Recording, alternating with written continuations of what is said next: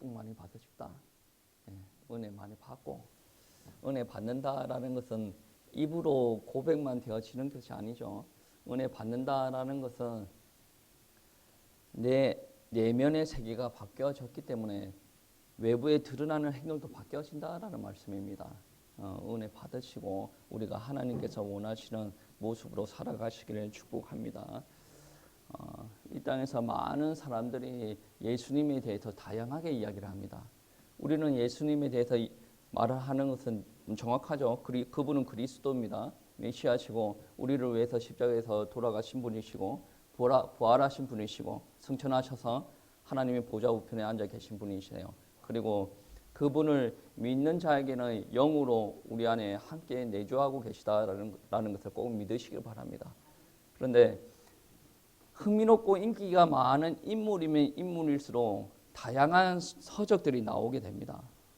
서적이라고 이야기하기는 그런데 예수님에 대해서 이제 전하는 복음서도 보면 약간의 관점을 다르게 해서 전하고 있습니다. 마태복음대로, 누가복음대로, 마가복음대로 이렇게 관점을 좀 다르게 해서 전하고 있는데 이 누가복음을 썼던 누가는 어떻게 이 누가는 역사적인 탐구를 기반으로 해서 복음서를 썼습니다. 그 역사적인 탐구를 기반으로 해서 복음서를 쓴 내용이 바로 누가복음이고 그리고 사도행전까지 넘어간다라고 우리는 알 수가 있어요. 어떻게 보면 이게 한 권이다라고 이야기해도 그렇게 도가 지나치는 게 아닙니다. 어떻게 보면 한 권의 책이 상권, 하권, 이 상권은 누가복음이고 하권은 사도행전이에요. 그러니까 사도행전 첫 첫 절에 시작할 때 어떻게 시작하냐면 데오빌로요, 내가 먼저 쓴 글에는 무릇 예수께서 행하시며 가르치시기를 시작하신부터 2절 말씀입니다. 그가 택하신 사도들에게 성령으로 명하시고 성천하신 날까지의 일을 기록하였노라. 그러니까 사도행전은 이 글기로부터 이제 시작이 되어지는 거예요. 그러니까 이 글귀 앞에 쓰여졌던 부분들이 누가복음입니다.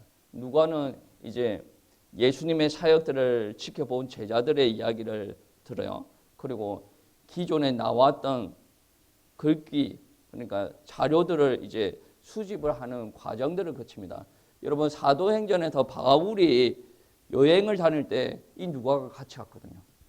이 사도행전 보시면 나 누가가 이런 말은 없어요. 근데 익명으로 자기를 드러내는 게, 익명으로 드러낼 때 어떻게 드러내냐면 우리가 뭐 이런 표현을 쓰는 거예요. 그러니까 어떻게 보면 누가는 사도 바울과 함께 이렇게 사역을 하루 돌아다녔지 않습니까? 그가 하는 사역들은 뭐 다양하겠지만 오늘 누가복음의 관점에서 보면 기록하는 일들을 하였다라는 것을 우리가 알 수가 있죠. 그러니까 어떻게 보면 기록하기가 너무 좋은 거예요. 바울도 예수님을 만난 사람 아닙니까? 그리고 그가 하는 사역들은 예수님께서 드러나시는 사역들이고 어떻게 보면 바울 옆에 있으면 기존적으로 예수님이 이 땅에서 사역하실 때 가르침을 받았던 사도들과 대면을 할 수 있는 기회도 많지 않겠습니까? 그러니까 이제 예수님께서 이 땅에 사역하실 때 사람들의 고백들, 경험담들 그런 부분들을 종합하여서 이제 글 쓰는데 아주 중요한 위치에 있었다라는 것을 우리가 알 수가 있습니다.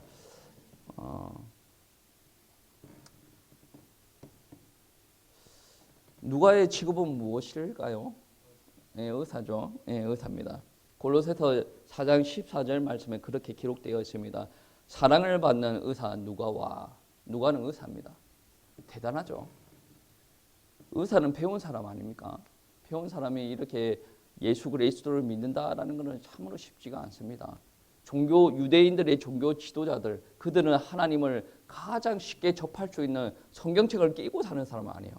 가르치는 사람이고 예배드리는 사람입니다. 근데 그러한 사람들이 참으로 하나님을 만나기가 쉽지 않다는 거죠.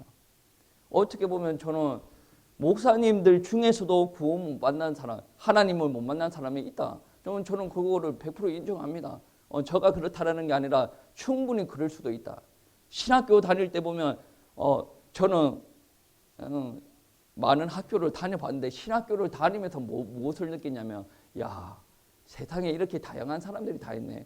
저는 서울에 있던 거제도에 있던 이것보다 더 다양한 사람들을 만난 게 바로 신학교예요.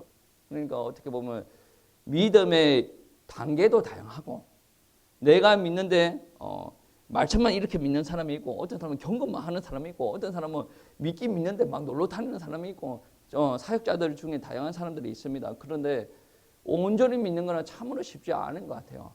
오늘 말씀에 누가는 의사입니다. 의사고 누가는 유대인이 아니거든요. 그러니까 의사니까 배운 것도 많이 배웠어요. 그 배울 때 언어로 배우지 않습니까? 자기 모국어가 헬라어고 그리고 나서 학문을 배울 때 헬라어를 배웠다라고 이야기하는 사람들이 있는데 그러니 성경을 기록하는 헬라어에 능통한 것은 당연한 거 아니겠습니까? 그래서 누가복음에 보시면 랍비, 아바라는 단어를 사용하지 않습니다. 왜 그런지 아십니까? 그거는 아람어기 때문에. 누가복음은 신약 성경에서 가장 긴 책입니다. 복음서에서 가장 긴 책이에요. 어떻게 보면 마가복음의 2배 정도 되어질 수가 있다. 그런데 구조는 아주 간단합니다. 여러분 복음서의 구조는 다 간단하지 않습니까? 예수님께서 태어나십니다. 그리고 예수님께서 침례 받으십니다. 예수님께서 사역을 제자들을 불러가서 사역을 시작하십니다. 그리고 예수님께서는 본인이 어떤 일을 감당해야 될지 가르치십니다. 그리고 나서 예루살렘 성에 입성하시고 또 마지막에 가르치시고 또 나중에 주님의 만찬하시고 잡혀서 고추당하시고 죽으시고 부활. 아주 간단한 거예요. 이 간단한 거를 이 저자들의 관점에 따라서 그러니까 기본적인 전제는 마태복음과 누가복음은 동일하다. 마가복음과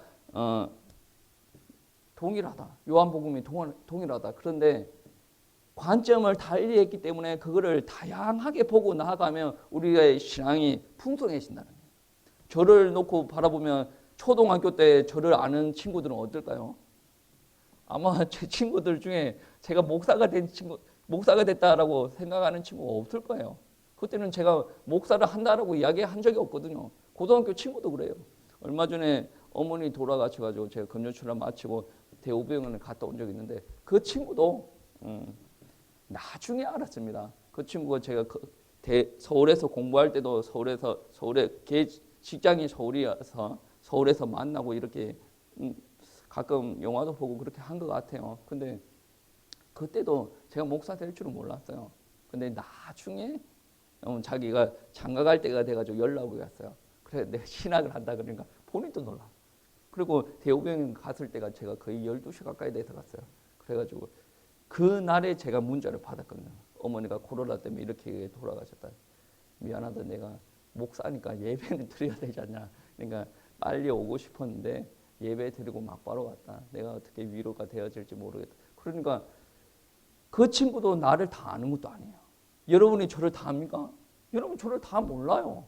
그건 제가 여러분 다 알겠으면 몰라요. 그러니까 다양하게 초등학교 관점도 보고 대학교 관점도 보고 뭐 나중에 다른 공부할 때 보고 박사과정 공부할 때도 보고 여러 가지로 봐야 저 사람에 대해서 온전히 알게 되어진다. 많이 알게 되어진다.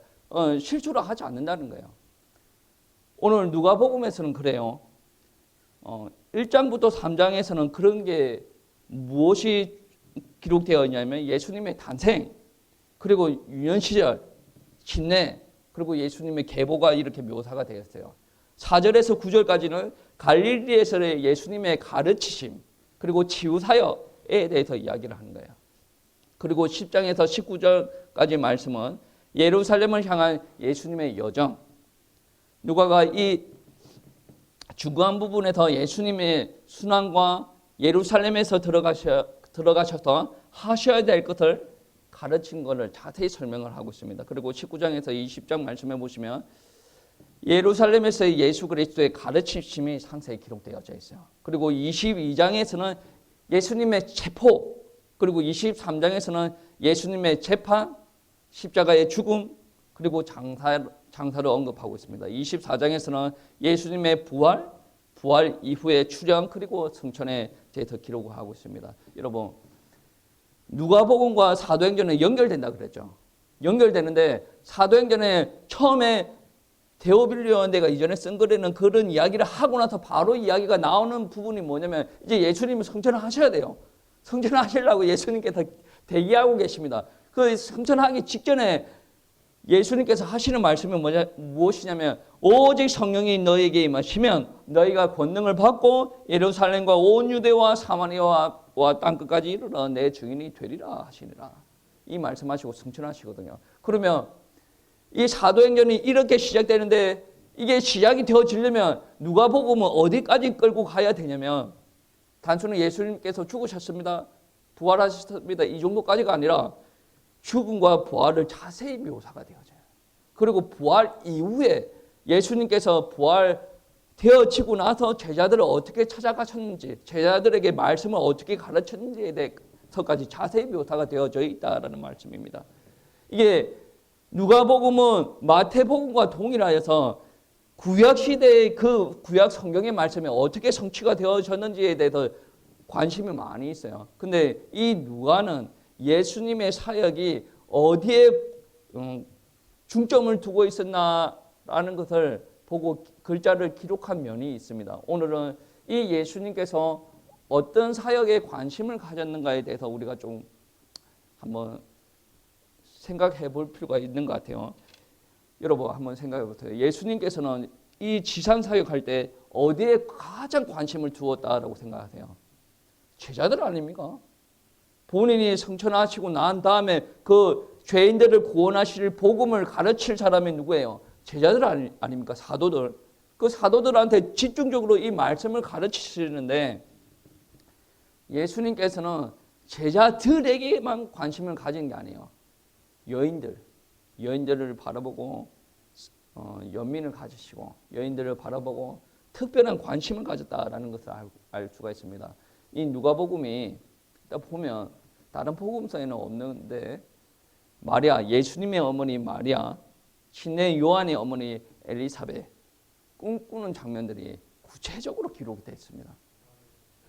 그리고 나서 이제 엘리사벳이 있고 요한의 아버지 사가랴가 있는데 보통 남자와 여자가 있으면 우리나라 조선시대도 그랬지 않습니까? 오늘날도 보면 여자가 더 뛰어나도 여자는 뭉개털이라고 하고 남자를 띄우려고 해요. 그게 우리나라 남아 선호사상 남자가 이거야. 절대로 그런 게 아닌데 그런 생각의 지배가 되어져 있기 때문에 그렇게 생각을 하는 거예요. 오늘 복음서를 바라보면 그런 생각들이 유대교 안에 너무나도 많이 있었다. 근데 예수님께서는 그거를 고정관념으로 받아들이지 않고 동일한 영혼으로 바라봤다는 거예요. 돈 많은 사람이든 돈 적은 사람이든 나이 많은 사람이든 어린 아이든 권력이 있는 사람이든 없는 사람이든 건강한 사람이든 병이 가지고 있는 사람들이든 남자든 여자든 예수님께서는 동일하게 바라보십니다. 왜 그러냐면 어떻게 이 사람들을 이용해가지고 내가 무언가를 해보려고 하면 남자들한테 빌붙는 게 맞아요. 근데 예수님께서 이 땅에 오신 목적은 무엇입니까? 이 땅에 있는 죄인들을 구원하기 위함 아닙니까? 아니 돈 있는 사람도 한 영혼이고 돈 없는 사람도 한 영혼이에요. 아니 여자도 한 영혼이고 남자도 한 영혼이에요. 부자도 많이 배운 사람도 못 배운 사람도 한 영혼이단 말이에요. 예수님께서는 동일한 영혼이다라는 거예요. 근데 사람들이 대할 때는 어떻습니까? 자기들의 고정관념, 자기들의 고집이 있기 때문에 여자들을 인정하지 않으려고 하는 게 있단 말이에요. 유대 종교 지도자들도 여자들을 인정하지 않으려고 했어요. 근데 예수님께서는 유대 종교 지도자들이 여자들을 대하는 태도가 완전 달랐다는 거예요. 죄를 지은 한 여인이 예수님 앞에 섬기는 모습이 섬기는 모습을 보여지는데 어떻게 섬기냐면 눈물과 향유로 예수님의 발을 닦습니다. 근데 보통 사람들은 죄를 지었고 여자고 하면 이제 재촉에 생각하고 발로 들고 차버리겠죠. 근데 예수님께서는 그 헌신을 있는 그대로 받아들였다라는 거예요. 여러분 누가복음 10장에 보시면 여러분이 다 아시는 마리아와 마르다 이야기가 나옵니다. 마르다는 어떻게 합니까? 예수님께서 오셨으니 예수님을 대접하려고 막 뭔가를 이렇게 다 준비하죠. 근데 마리아는 어디 있습니까? 예수님 앞에 딱 붙어가지고 말씀을 듣고 있죠. 근데 예수님께서는 어떻게 말씀하시냐면 마르다를 책망하시고 다시 와서 같이 말씀 듣기를 원하시는 거예요. 이거 자체가 여러분 유대 사회를 잘 모르면 그런갑다 하고 넘어갈 수도 있는데 이럴 수는 없습니다. 아니 여자는 일하고 여자는 막 이렇게 하는 게 정상이에요. 마르다가 크게 잘못한 게 아니란 말이에요. 그 관점에 따라서 행동한 건 맞아요. 그런데 하나님께서는 예수님께서는 무엇을 원하시냐면 일하는 것도 중요한데 여인일지라도 내 앞에 들어와서 하나님의 말씀을 제대로 붙잡고 이 말씀으로 말미암아 신앙생활을 제대로 해 나가고 환난 시대에 흔들리지 않고 하나님의 말씀만 붙들고 나아가기를 원하시는 게 하나님의 뜻 아니겠습니까? 유대인들은 남자가 우선이에요. 그래도 남자 중심으로 남자면 똑바로 서면 돼. 이렇게 될 수도 있는데 예수님께서는 그렇지 않았다라는 말씀입니다. 그리고 마지막 부분에 건너뛰면 어떤 내용이냐면 여러분 예수님께서 십자가의 고난을 당하실 때 이 사내들은 다 어디 갔습니까? 제자들 다 어디 갔어요? 다 예수님 부인하고 다 도망갔잖아요. 근데 예수님께서 고난 당하시고 십자가 지실 그 순간에도 여인들은 예수님 십자가 바로 밑에 있었다. 여인들의 믿음, 여인들의 역할 엄청나게 귀중하게 대우한다라는 거예요. 여러분 가정에서 이 나라에서 여인들을 무시하는 사람들은 정말 무식한 사람들. 아니 여인들이 없으면 자기가 어떻게 태어납니까? 자기 태어날 때로 여인의 몸을 얻어가지고 태어나면서 태어나고 자기가 남자로 태어났다고 해서 막 무시하고 이게 있을 일입니까? 그런 건 안 됩니다. 동일한 인격체예요. 여자도 동일한 인격체고 남자도 동일한 인격체고 여자도 교만할 필요가 없고 남자도 교만할 필요가 없어요. 동일하게 하나님 앞에 쓰임 받으면 되어진다라는 거예요. 근데 사회적으로 약간의 하는 일이 조금 분담이 되어질 수가 있죠. 다를 수가 있습니다. 교회 안에서도 여자분들이 잘하는 부분들이 있고 남자분들이 잘하는 부분이 있고 만약에 여기 화분 날라요. 화분 나르는데 우리 백고단이 이거 하면 어떻게 되겠습니까? 허리 부어져가지고 다음에 못 일어나요. 우리 일 많이 안 하는 것 같아도 엄경원 집사님이랑 저기 한철 집사님 와가지고 들어줘야 일이 진행이 되는 거 아닙니까? 다른 거는 인정을 하되 남자와 여자가 다르지 않습니까? 근데 차별이 되어지면 안 된다는 말씀이에요. 우리 예수님은 우리 여인들을 바라볼 때 아주 가치 있는 존재로 바라봤다는. 우리 한국 땅에서 성장하다 보면 여자는 많은 것들에 제한을 당합니다. 남편이 하지마 그러면 못해요. 학교에서 하지마, 부모가 하지마 그러면 못해요. 저희 어머니 이야기 들어보면 그런 이야기가 있습니다. 가정 경제가 어려워요. 가정 경제가 어려우면 누구부터 공부를 못 시키냐면 딸내미부터 공부를 못 시켜. 무심하다 공부시켜가지고 가문을 일으켜야 된다고 무심하다 공부를 시키거든요. 그런데 딱히 남자들 공부해봤자 딱히 잘하는 애들 시켜야 되지 않습니까? 잘하는 애들은. 포기를 시켜야 된다 그러면 공부를 잘하는 애들은 포기를 안 시키는 게 맞지 않습니까? 우리가 우리 사고에서 복음적이지 않는 사고를 조금 벗겨낼 필요가 있다라는 말이에요. 예수님께서는 여인들을 아주 귀하게 대하셨다라는 부분들을 인정하셔야 됩니다. 그리고 예수님께서는 여인만 귀하게 대우한 게 아니라 어린 아이들까지도 귀하게 대우하였다. 어떻게 보면 어른만 따라오면 애들 따라오는 거 아니야? 라고 생각할 수도 있습니다. 그런데 제자들이 어린 아이들이 예수님 앞에 말씀 들으러 갈 때 제자들이 막지 않습니까? 예수님께서 그거 하지 말아라 라고 이야기를 하시죠. 그러니까 예수님께서는 어린 아이도 은혜 받아야 될 대상에 포함을 시켜요. 왜? 그도 한 영혼입니까? 어렸을 때 은혜 제대로 들어가 버리면 더 귀하게 쓰임 받을 수가 있는데 지금 어른들이 힘이고 어린아이들이 힘없고 생각도 주장 잘 못하고 무시해버린다 그러면 예수님께서 원하는 복음적인 사고가 아니라라는 말씀입니다. 여러분 한번 보세요. 불교, 이슬람교 그 어느 종교에서도 어린아이들을 귀하게 여깁니까? 저는 잘 모르겠어요. 근데 예수님만큼 귀하게 여기시지 않았다는 것은 우리는 알아야 됩니다. 예수님은 자기를 따르는 자에게는 연약하고 늙고 어리고 여자거나 병들어 있거나 그 사람들을 저지하는 것을 인정하지 않으십니다. 오히려 더 관심을 가져라라고 이야기를 합니다. 우리의 사역도 그래야 됩니다.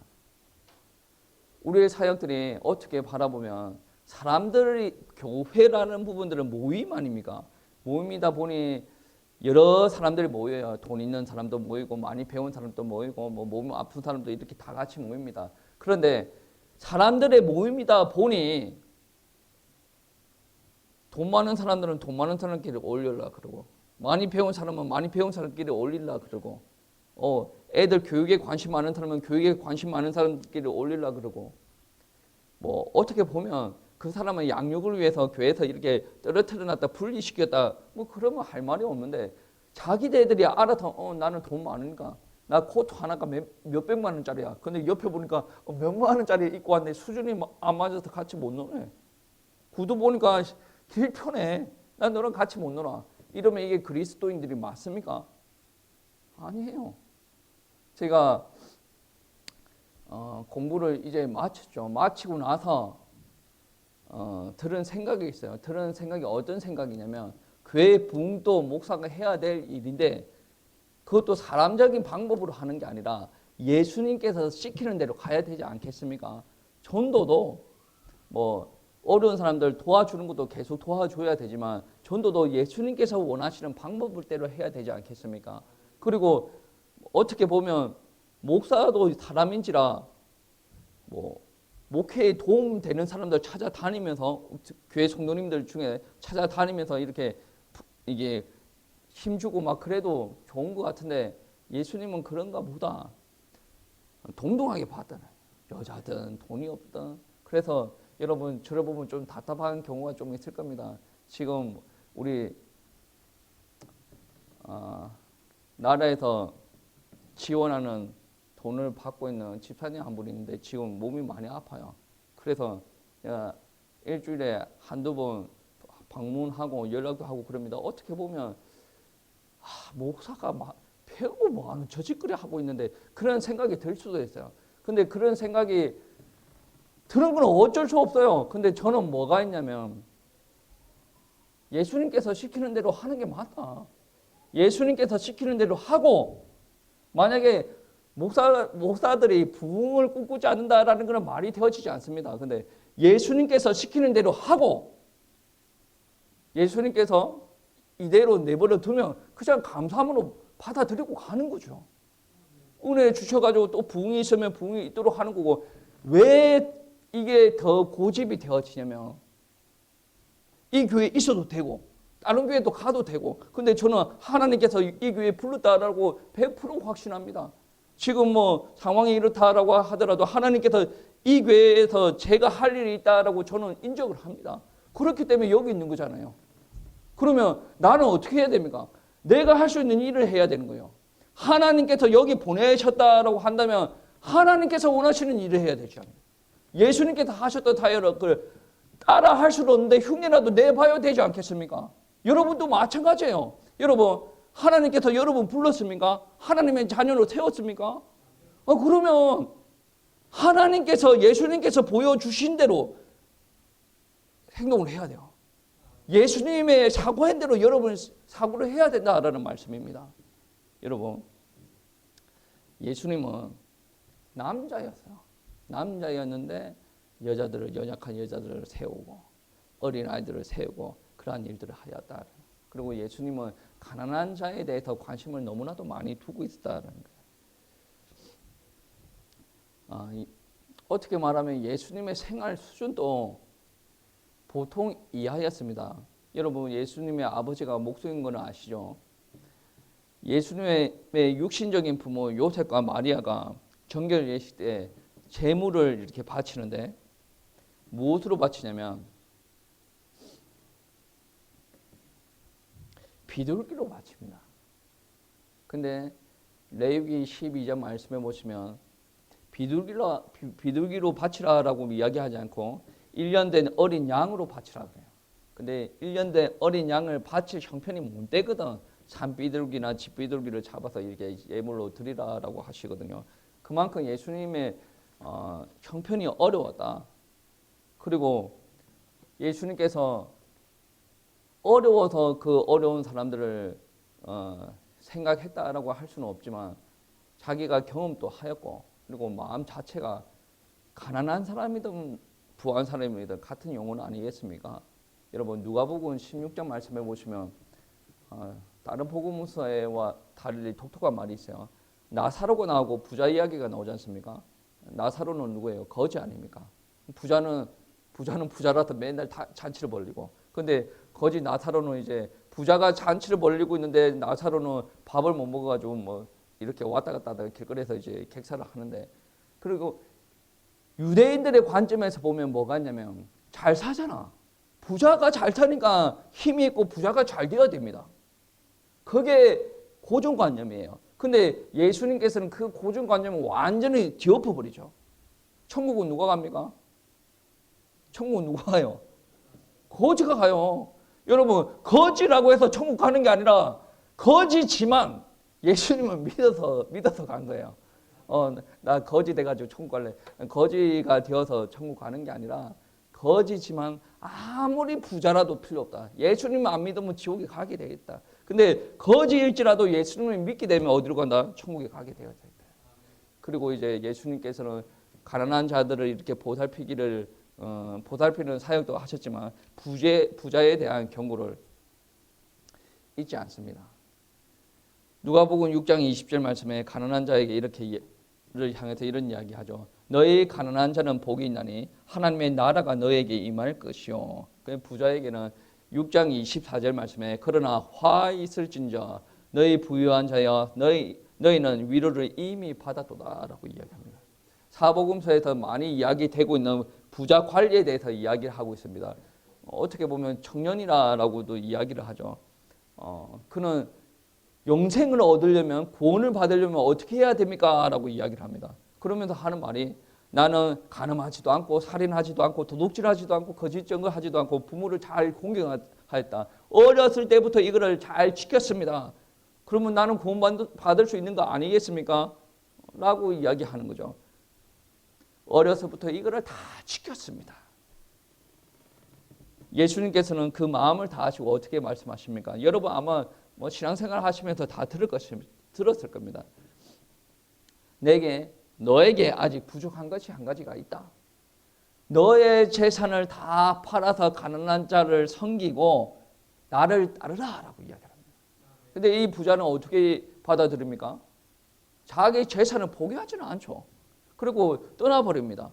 그리고 이 에피소드에서 마지막에 예수님께서 하시는 말씀이 무엇이냐면 재물이 있는 자는 하나님의 나라에 들어가기가 얼마나 어려운지에 대해서 예수님께서 말씀하셨어요. 그러니까 이제 제자들은 충격 그 자체가 아닙니까? 제자들도 잘 사는 사람이 있고 못 사는 사람들이 있지만 원래 잘 사는 사람들한테 잘 보여야 되는데 이 예수님께서는 권력 있는 사람들한테도 잘 보일 생각이 없어요. 옳은 소리 하고 다니는 거죠. 잘 사는 사람들한테도 잘 보이는 생각이 없어요. 그리고 하는 말이 부자들은 천국 들어가기 그만큼 어려워라고 이야기를 해버리고 말아요. 예수님의 관점은 어디에 있냐면 누구한테 잘 보여서 사람들을 많이 모으고 그렇게 할 생각이 전혀 없었다. 이 사람들이 죄로 말미암아 타락하여져 있고 생각이 부패져 있고 삶의 모습이 다 바뀌어져 있었다. 이 사람들이 구원을 받아야 된다. 이 사람들은 부척이 받자 자기가 잘났다고 자기와 함께 지내기를 원하는 거예요. 바리새인들 서기관들 어떻게 합니까? 자기들과 다른 메시지를 하고 다른 가르침을 하고 안식일도 다르게 지내니까 계속 쫓아다니면서 예수님을 부추기면서 예수님을 공격하고 쫓아다니지 않습니까? 근데 예수님의 생각 자체가 다르다. 예수님은 이 땅에서 추구하는 죄인들을 나의 백성들을 구원하기 위해서 이 땅에 오셨고, 근데 바리새인들 서기관들은 뭡니까? 자기가 기존적으로 가지고 있는 것을 지키기 위해서 안식일을 어떻게 하나? 어떻게 사역하지? 어떤 말씀을 하지? 거기에다 관심을 가는 거예요. 사람들과 하나님이신 그 예수님이 하는 생각 자체가 완전히 달랐다라는 아주 흥미롭게도 예수님께서는 그 시대에 대접받지 못하는 어린 아이들, 가난한 사람들, 병자들, 그리고 여인들, 그리고 어떻게 말하면 죄인들, 세리들까지 예수님께서 오라라고 말씀하시죠. 세리들과는 같이 식사하셨을 때 옆에 사람들의 수근수근하는 모습을 아마 우리 성도님들 다 알고 있을 겁니다. 우리 예수님께서는 유대인 아닙니까? 유대인이 유대 땅에서 이 사역들을 제대로 하려면 무엇을 해야 되겠습니까? 유대인들한테 인정을 받아야 돼요. 유대인들한테 인정받기 최고로 쉽게 인정받으려면 어떻게 해야 되냐면, 유대인들은 자신들의 삶의 중심이 뭐예요? 하나님 아닙니까? 말씀이거든요. 그 말씀 가르치는 종교 지도자들한테 예수님이 인정받으면 그 유대 민족 안에서 사역하기가 그렇게 편해요. 그런데 예수님께서는 그거를 그거를 받아들이지 않죠. 왜 그러냐면 예수님께서는 그들과 함께 무언가를 동모하려고 하는 게 아니라 그들도 죄인이고 그들도 복음 몰라. 그들도 구원 받아야 될 사람입니다. 그런데 그들과 도모를 한다? 있을 수가 없는 이야기지 않습니까? 제가 얼마 전에 어떤 이야기를 들었냐면, 어떤 목사님이 어떤 교회에 청빙을 받아서 들어가게 되었어요. 들어가게 되었는데 자기가 첫 청빙이다 보니 어떻게 해야 될지 모르는 거예요. 주변 지인들한테 이렇게 다 연락해보니 결론이에요. 장로님들한테 잘 보여야 된다. 틀린 말은 아닌 것 같은데, 장로님들한테 잘 보여야 된다라는 것은 무엇이냐면, 그 교회는 장로님들 중심으로 세워진 게 맞고 그 교회에서는 장로님들이 파워가 있다. 장로님들과 잘 지내야 목회하는 데 편하다. 그런데 문제가 무엇이냐면 장로님이 하나님은 아니거든요. 장로님도 오점이 있을 수도 있고 장점이 있을 수도 있어요. 그러면 그 장로님이 그 오점을 강력하게 주장해가지고 방향 설정을 잘못해가지고 교회를 이렇게 이끌고 갈 때 목사는 어떻게 해야 됩니까? 그거를 틀어가지고 하나님께서 원하시는 대로 인도해야 되지 않습니까? 그런데 처음 마음 자체가 나는 장로님한테 잘 보여야 돼. 장로님한테 막 이렇게 해야 되고 막 장로님을 위해서 뭐든지 다 할 수가 있어. 그런데 그런 마음을 가지고 있는 사람들이 장로님을 어떻게 이렇게 하겠습니까? 우리는 예수님께서 하셨던 사역과 동일하게 할 수는 없어도 예수님께서 하려고 했던 그 사역들을 따라가려고 발버둥 쳐야 됩니다. 예수님은 자기 민족들에게 하나님께서 어떠한 은혜 주셨는가 부정하는 게 아니에요. 인정하셨습니다. 하나님께서 이스라엘 백성들을 선택하시고 지금까지 인도하셨다라는 것을 인정하시지만, 그런데 그렇게 하신 동기가 무엇이냐면 온 땅의 죄인들을 살리기 위해서 이 이스라엘 백성들을 부르셨는데, 이 이스라엘 백성들이 하나님의 말씀을 들고 세계 방방 곳곳을 다니면서 하나님의 말씀을 증거하고 주의 복음을 증거하기를 원하는 거예요. 근데 이스라엘 백성들이 이 복음을 잊어버리고 자기가 좋을 대로 행동하였을 때 어떤 일들이 일어났습니까? 애굽에 들어갔는데 하나님을 믿는 믿음, 신앙이 잃어버려지니까 애굽에서 종살이 하는 거잖아요. 바벨론의 포로가 되기 전에 어떠한 고백들이 있습니까? 이사야에게 하나님께서 주시는 일들이, 말씀이 처녀가 아들을 낳을 것이요 그의 이름은 임마누엘이라 하래요. 지금 나라가 망하게 생겼고 다 포로로 끌려갈 판국인데 그 말씀을 하시는 거예요. 무엇이냐면 너희가 지금 포로로 끌려가고 있는 이유가 뭐냐면 너희가 나라가 힘이 없어서 끌려가는 게 아니라 내가 세계 가운데 빛이 되어라라는 그 말씀을 주셨는데 그거를 망각하고 너희가 우상 숭배하지 않았는가? 너희로 말미암아 예수 그리스도가 메시아가 오셔야 되는데 너희가 그 언약을 망각하지 않았는가? 그래서 너희 가운데 회복되어야 될 것은 무엇이냐? 임마누엘, 하나님께서 함께 하신다. 처녀가 잉태하여 아들을 낳는다. 그 메시아 사상을 회복하여라라는 게 우리 하나님의 뜻이다 말입니다. 여러분,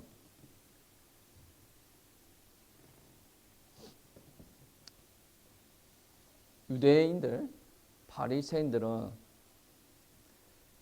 본인들 민족에 대해서 어느 정도 오해가 있는 것 같습니다. 하나님께서는 복음 전파를 위해서 이스라엘 백성들을 부르시고 선택하셨는데 본인들은 본인이 행위하는 그 자체의 목적, 예배가 드리는 게 목적, 그게 자기들이 선택받은 것 그 자체가 목적이었어요. 하나님께서 선택하신 게 이유가 있단 말이에요. 여러분 만약에 가정에 문제가 있다는 거예요. 가정에 문제가 있어요. 가정에 문제가 있을 때 여러분을 가정 가운데 먼저 불렀어요. 그러면 생각 한번 해보세요. 하나님께서 우리 가정이 다 죽어가는데 나를 먼저 불렀어요. 나를 먼저 부를 때는 목적이 있지 않겠습니까? 하나님께서 나한테 말씀 주셨다. 그러니까 나는 이거 잘 지키고 이거 잘 지키고 나는 구원받았다. 하나님께서 나를 선택하시고 나를 부르시고 나 그거 좋아. 아니에요. 하나님께서 먼저 불렀다라는 것은 여러분이 그 과정에서 여러분이 영적인 파수꾼이 되어야 되고 여러분은 기도해야 될 사람들이에요. 여러분이 영적으로 서야 하나님께서 그 과정에 한꺼번에 부르실 수도 있는데 여러분은 먼저 불렀다라는 것은 여러분에게 먼저 말씀 주시고 여러분에게 기도를 시키기 위해서 그렇게 불렀다라는 거예요. 이스라엘은 먼저 불러온 개념이 그렇습니다. 이 온 땅에 죄인들이 죽어가는데 하나님께서 먼저 메시아를 이 땅에 보내셔야 되기 때문에 아브라함을 먼저 부르셨고 그 아브라함의 후손이 바다의 모래와 같이 많게 이스라엘 백성들이 되어지게 했다. 그리고 그 백성들로 말미암아 메시아 예수 그리스도가 오셔야 된다. 왜 오셔야 됩니까? 대적의 문을 허물고 죽어가는 죄인들을 구원하기 위해서 만민에게 복이 되어지기 위해서 오셔야 된다는 거예요. 그런데 여전히 바리새인과 서기관들, 종교 지도자들은 거기에 관심이 없습니다. 그러니까 고정관점에 사로잡혀져 있다는 거죠.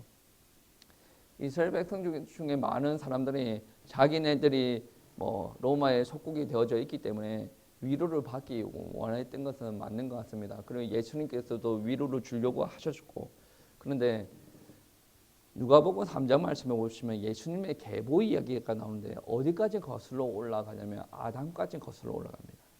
이 아담까지 거슬러 올라간다는 자체가 아주 가치가 있습니다.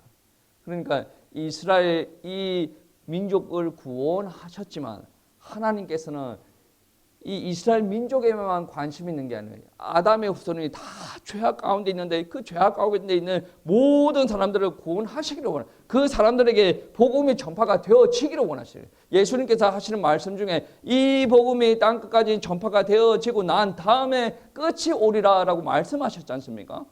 우리 예수님께서 원하시는 바가 그래요. 하나님께서도 원하시는 바가 그래요. 우리 여러분 삶의 상황이 여러 가지로 좋지 않을 수도 있고 우리 교회의 상황이 여러 가지 좋지 않을 수가 있습니다. 그런데 여기에 방향 맞추지 않는다 그러면 하나님의 뜻과 아무 상관이 없는 교회가 되어지는 거예요. 하나님의 뜻과 아무 상관이 없는 가정이 되어지고 하나님의 뜻과 아무 상관이 없는 여러분의 개인이 되어진다는 거예요. 우리는 아무 힘이 없어요. 남자라고 해도 뭐 힘이 있습니까? 없어요. 하나님께서 우리를 부르셨어요. 우리를 구원하셨어요. 우리를 통하여서 하실 일이 있기 때문에 불렀다는 거예요. 우리를 세워 나가시려고 하나님께서 부르셨다는 거예요. 그런데 나는 생각 자체가 나는 이 정도 하면 됐어. 성령 인도 받으셔야죠. 이번 주 강대상 말씀에 성령 인도 받아야 된다라는 말씀하시면서 나는 100을 원하는데 하나님께서 50을 하라고 하실 때가 있어요. 근데 나는 50을 하려고 하는데 하나님께서 100을 원하시려고 하는 때가 있단 말이에요. 여러 가지 예로 적용이 되어지겠죠. 근데 우리는 내가 원하는 대로 하지 말아요. 세상에서 들은 거 가지고 하지 말라니까요. 하나님께서 나를 불렀는데 그러면 하나님께서 원하시는 걸 해야 되지 않겠습니까?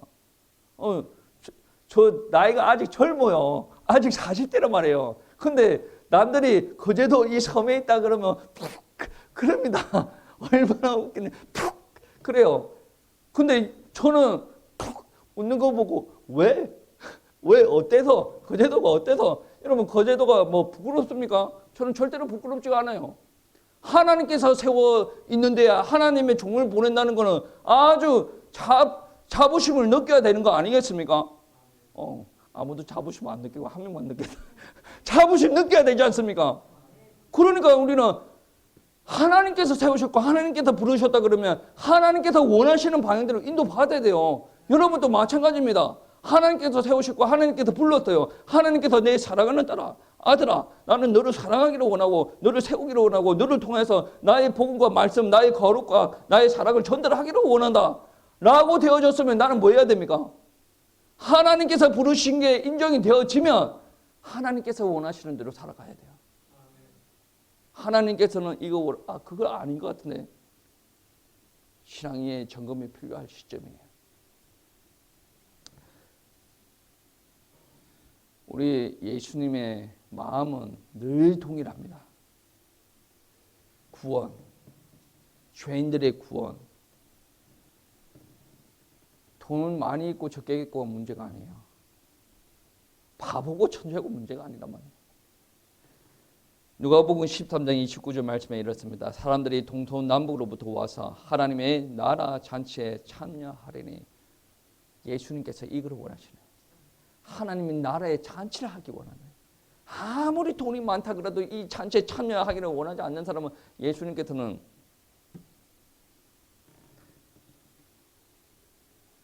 예수님께서는 잃어버린 자들을 찾아내고 잔치에 참여하기를 원하신다. 여러분, 우리 사람들은 상실된 존재라는 것을 인정하셔야 돼요. 여러분 가운데 왜 고통이 있습니까? 왜 결핍이 느껴집니까? 우리가 원래 하나님과 함께 해야 행복하도록 창조가 되어졌고 우리의 존재의 목적이 하나님 앞에 제사 드리는 거예요. 그런데 그거 하지 않고 내가 육신적으로 원하는 것만 하고 살아가요. 그리고 주변 사람들이 나한테 기대하는 것만 살아가요. 그러니까 그 결핍이 해결되어지지 않습니다. 여러분이 원하는 것만 하고 살아갔을 때 어떤 일들이 일어나냐? 다가올 심판이 있다는 거예요. 저는 사람인지라 여러분이 구원받았는지 안 받았는지는 모르겠어요. 근데 확실히 받은 사람들은 어느 정도 보이긴 하는 것 같아요. 그것도 저의 교만한 마음이겠죠. 복음이 들어가고 그 복음이 시키는 대로 이제 살려고 발버둥치고 그렇게 되어지는 사람들이 있다. 근데 그런 것 같은데 더더욱더 하나님으로부터 멀어지려고 하는 사람이 있어요. 그 사람들은 이제 물음표가 찍힌다는 거죠. 하나님의 말씀에 거절했다라는 이유로 모든 도시, 모든 사람들이 심판에 일어나요. 첫사람 아담이 심판으로 들어섰죠. 왜 그러냐면 하나님의 말씀에 불순종했기 때문에. 그로 말미암아 하나님과 그와의 관계가 끊어졌기 때문에 하나님의 심판이 기다리고 있다는 말이에요. 그 죄인들이 심판에서 벗어나려면 어떻게 해야 됩니까? 예수 그리스도 은혜, 하나님의 은혜가 필요하다는 거예요. 그런데 이 유대인들의 종교 지도자들은 이 이스라엘 땅에 자기를 위한 뭔가를 자꾸 얻어내려고 해요. 종교 지도자들이 그 말씀으로 이 이스라엘 백성들을 회복시키는데 목숨을 걸어야 되는데 이 자기의 자리 유지, 자기 이익을 위해서 뭔가를 추구한다. 하나님께서 바로 심판은 들어가시겠죠.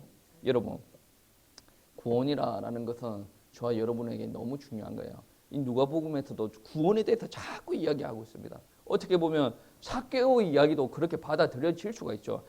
누가복음 19장에 삭개오 이야기가 나옵니다. 어떻게 보면 자기가 살기 위해서 자기 목숨을 부지하기 위해서 나름의 붙들고 있는 것이 있었어요. 그런데 그거를 붙들든지 그리스도를 따라가든지 둘 중에 한 개를 해야 되는데 부자 청년 이야기에서는 어떻게 했습니까? 부자 청년은 이거 예수님이 떠나버렸거든. 내가 이거 하려고 온 게 아닌데 내 재산을 다 팔라고 한다니 떠나버렸어요. 근데 삭개오는 어떻게 합니까? 삭개오는 예수님을 따라가는 걸 선택하는 거예요.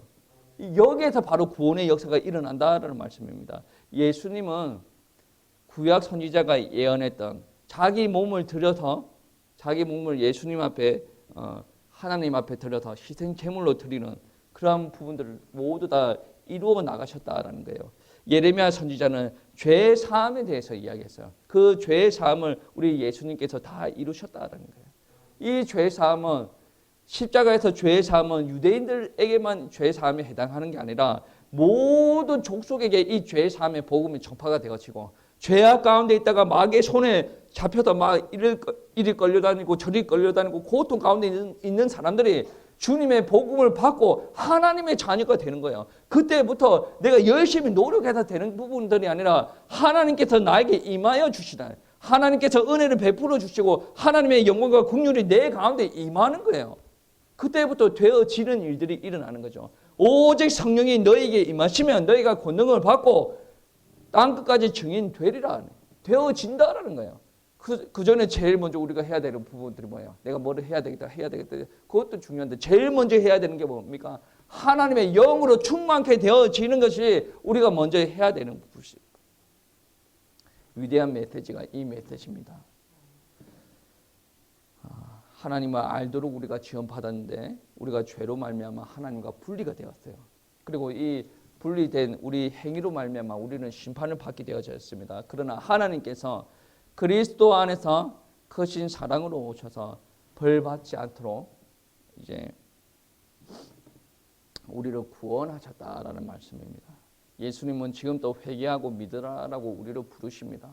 여러분, 누가복음은 어디로 향하고 있냐면 예루살렘으로 향하고 있어요. 그 예루살렘이 어떤 땅이냐?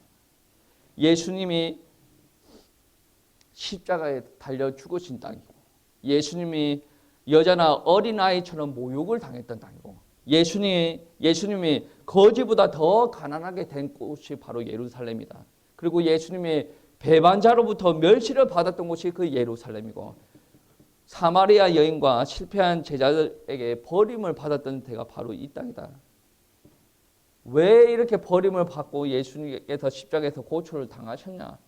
다른 이유가 없습니다. 저와 여러분을 구원하시기 위함입니다.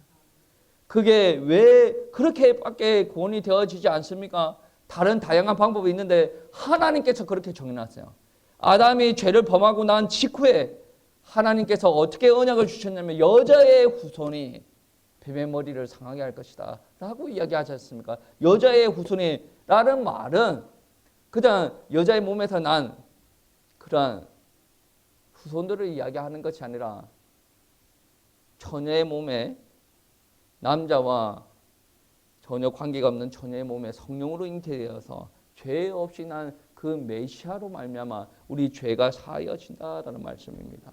여러분, 예수님은 자신을 위해서 이 땅에서 사역한 게 아닙니다. 우리 죄인들을 위해서 이 땅에서 사역하였다는 거예요. 우리가 그래서 예수님을 받아들일 때는 있는 그대로 받아들이십시오.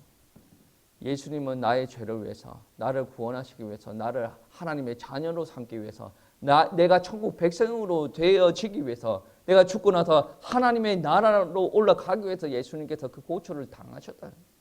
이게 안 믿어진다 그러면 복음이라는 것은 아주 간단합니다. 근데 간단한 복음이 안 믿어질 수가 있어요. 이 안 믿어질 때는 어떻게 합니까? 하나님 앞에 은혜 달라고 기도하는 거예요.